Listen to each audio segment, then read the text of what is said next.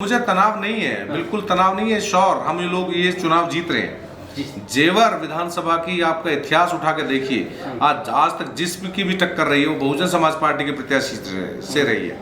तो कहीं हमें डाउट नहीं, हम पूरी तरह श्योर है कि ये सीट हम जीत के आएंगे और बहुत अच्छे मार्जिन से सीट जीतेंगे। जो लोग हैं, इनकी जो मानसिकता थी भारतीय जनता पार्टी के लोगों की, ये चाहते थे कि एग्जिट पोल दिखाकर जो शासन प्रशासन के लोग हैं इन पे प्रेशर बनाने के मकसद से इन्होंने एग्जिट पोल को इतनी ज़्यादा तादाद में दिखाया है, जबकि ये ज़मीनी हकीकत है नहीं। और मैं प्रशासनिक अधिकारियों से और सभी लोगों से कहूँगा कि ये जो एग्जिट पोल है ये केवल मानसिक रूप से दबाव बनाने के लिए भारतीय जनता पार्टी का ये प्रोपगंडा है। इसमें ज़मीनी हकीकत कुछ नहीं है, इसके प्रेशर में ना आए। और 10 तारीख को रिजल्ट वो होंगे जो ज़मीनी हकीकत पर जिन लोगों ने काम किया है, और बहुजन समाज पार्टी के फेवर में यहाँ के रिजल्ट आने वाले हैं।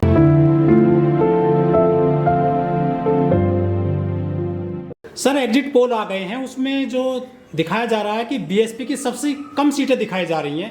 क्या कहना है सर इस एग्जिट पोल को लेकर? देखिए, ये पूरी तरह से फर्जी और फ्रॉड एग्जिट पोल है। जमीनी हकीकत ये कुछ नहीं दिखा रहे हैं। ये केवल स्टोरी और सट्टे बाजार के हिसाब से भारतीय जनता पार्टी के लोगों का ये फिक्स है, और कहीं ये जमीनी हकीकत नहीं है। ये सपा वाले कहते थे कि हमारे 400 प्लस सीटें आएंगी उत्तर प्रदेश में, उनको भी बहुत कम कर दिया गया है।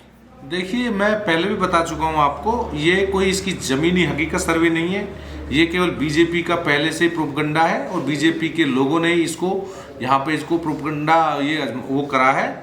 और बीजेपी के लोग इससे जो शासन प्रशासन है, जो प्रशासनिक अधिकारी हैं, उन पे लोग दबाव बनाने के लिए, उनकी मानसिकता बदलने के लिए, मानसिक रूप से उनको इस सत्ता का डर दिखा के वो चाहते हैं कि शासन प्रशासन उनके हिसाब से काम करे। उसके लिए इन्होंने इसको एग्जिट पोल इन्होंने जो बीजेपी के फेवर में ज़्यादा दिखाया। ये जो एग्जिट पोल आ रहे हैं टीवी पर, काउंटिंग पे कुछ असर पड़ेगा इन चीज़ों का? नहीं, इस पर कोई असर पड़ने वाला नहीं। देखिए, इस पर कोई असर पड़ने वाला नहीं है। सर, जो बीएसपी को शुरू से ही बहुत कम आंका जा रहा है टीवी चैनल द्वारा, ऐसा क्यों करती है मीडिया? ये देखिए, मीडिया का पहले भी हमारे जो राष्ट्रीय स्तर के लीडर्स हैं वो बता चुके हैं कि जैसे वो लोग मीडिया को क्या करते हैं सबको पता है। कन्वेंस हम नहीं कहना चाहते, हम जो जमीन में काम करने वाले लोग हैं, हमने जमीन पे काम किया है। सर, वोटिंग के बाद में आपकी जो दिनचर्या है वो कैसी गुजर रही है, और क्या मतलब कहीं घूमने गए थे? चुनाव में काफी मेहनत की है आपने। हम जो रहे अपने लोगों के बीच में रहे, हम कहीं घूमने नहीं गए। अपने लोगों के सुख दुख में आज भी हम शामिल रहते हैं और हमेशा से हम रहते आए हैं।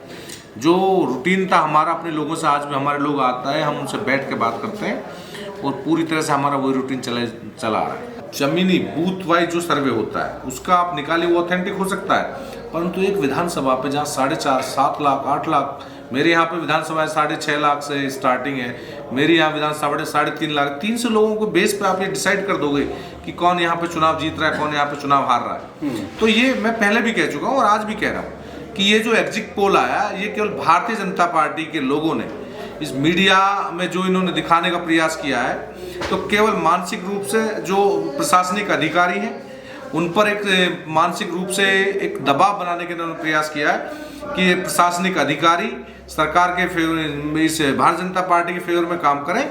और मैं जानता हूं कि हमारे यहाँ के जो प्रशासनिक अधिकारी वो किसी के दबाव में काम करने वाले नहीं है। पूरी तरह जनता भी समझ चुकी है, सब लोग जानते हैं जमीनी हकीकत क्या है। कुछ लोगों ने बताया कि गुजरात में जब चुनाव हो रहा था तो भारतीय जनता पार्टी के लोगों ने सट्टे में दिखाकर अपनी 100 सीटें दिखाई और उसमें से 100 में 78 आई। इस तरह का कोई रोल होता है, मुझे नहीं एग्जैक्टली इसके बारे में पता। पश्चिमी बंगाल का वो था, और वहाँ भारतीय जनता पार्टी का सफाया हो गया। तो ये स्थिति है यहाँ पे, और इस तरह से अब इसका सफाया होना है। बीजेपी यहाँ हकीकत में आने वाली नहीं है। हमारा हर एजेंट, हर कार्यकर्ता वहाँ पे रहेगा, जो एजेंट है हमारे, और पूरी तरह से मुस्तैद है। और हर प्रशासनिक अधिकारियों से हमारी बात हो चुकी है, उन्होंने हमें पूरा आश्वासन दे दिया है कि हम पूरी तरह से संवैधानिक तरीके से, पूरी तरह से फेयर हम यहाँ पे चुनाव इलेक्शन जो काउंटिंग होगी वो कराएंगे। हम पूरी तरह श्योर है। नहीं, ऐसा मुझे कोई संशय नहीं है, पर जो 2-3 मिनट के लिए मेरे अधिकारियों से बात हुई तो उन्होंने मुझे बताया कि कुछ फॉल्ट हो गया था बिजली में, इसलिए लाइट भाग गई। और मैं उनसे कई बार बोल चुका हूँ कि जो वहाँ पे जो आप लाइट अगर भागती है तो वहाँ पे ऑटोमेटिक आप जनरेटर लगाइए। मैं कई बार फ़ोन पे बोल चुका हूँ, अधिकारियों से मैं बोल चुका हूँ। तो इस पर उन्होंने थोड़ा सी इसकी नज़रअंदाजी की है, पर मुझे लगता नहीं इन्होंने ज़्यादा किया। पर इन्होंने 2-3 मिनट का जो पहले भी मेरे यहाँ पे जो ईवीएम रखी हुई हैं 2 बार वहाँ पे लाइट भागी, एक 5 मिनट के लिए भागी, एक में 8 मिनट के लिए भागी। तो मैं इनको प्रशासनिक अधिकारियों को बार बार बता चुका हूँ। देखिए, इस तरह की धांधलीबाजी लगता है कि भारतीय जनता पार्टी के लोगों ने निश्चित रूप से करा दी होगी, क्योंकि वहाँ पे ऐसी वीवीपैट की, और जहाँ पे बहुजन समाज पार्टी के प्रत्याशी थे उनकी वीवीपैट की पर्चियों को वो फाड़ रहे थे, वो निकाल के फेंक रहे थे। तो उनकी मानसिकता किस तरह की है, तो ये तो इससे तो बिल्कुल स्पष्ट लगता है कि धांधली करने के मूड में है भारतीय जनता पार्टी। एक तो जो दिव्यांग है, बुजुर्ग हैं, जो वोट नहीं डाल सकते, उसकी वोटें डलवाई इन्होंने। एक जो सरकारी जो अधिकारी जो काम कर रहे हैं उनकी हैं।